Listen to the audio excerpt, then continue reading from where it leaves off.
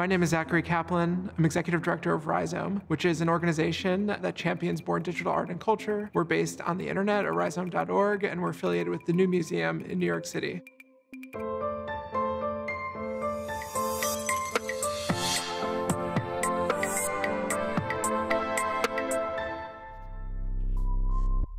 This is the Art Happens Here, NetArt's Archival Poetics. It's an exhibition from a major project we've been undertaking called NetArt Anthology, which is as an entire initiative seeking to retell the history of internet art. It's comprised only of 16 works, but can really draw you in. You'll be able to see works that you haven't seen because of technical obsolescence for many years.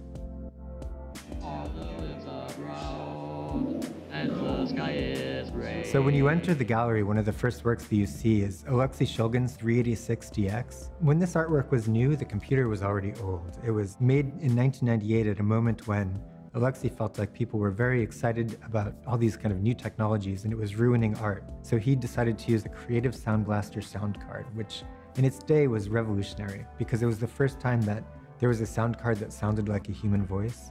And he made the Creative Sound Blaster sound card the sort of lead singer in a band of which he was the operator. And he would perform with this band on the streets of cities or at nightclubs. So it plays all these hits and it's really quite emotional to listen to.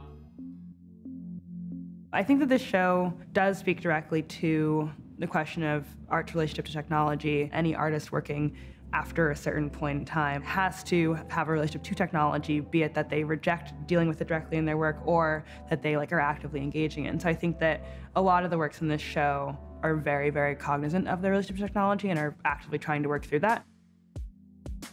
At the time, Eduardo Kac, who's the artist, was making these series of visual poems, and he began experimenting with this video texto network. This is this piece that's slowly spelling out abracadabra like a magic trick. But it's one of my favorite pieces on the show. A great example of some of the problems of preservation that we've encountered, an example of an artist sort of thematizing those problems, is Olealina's Give Me Time, This Page Is No More, which is slide projector images cast onto the wall that projects GeoCities pages that either announce the creation of a new page or basically the abandonment or death of a page. And so Olea is really interested in the sort of life cycles of content and objects on the internet and has, in her own practice, really dug into the question of preservation. In many ways, this exhibition is retrospective, historical. It's looking at things that begin in 1985 and move into the future. But for us, this is like a really contemporary exhibition. This is the subject of conversation that's very active online right now about the type of life and culture that plays out on the web that then doesn't necessarily have the protection that other culture elsewhere has. Of course, we're showing contemporary artists, but we're also engaging in this very contemporary conversation. It just looks like Windows 95 browsers. Hyundai Motor, connecting art and technology.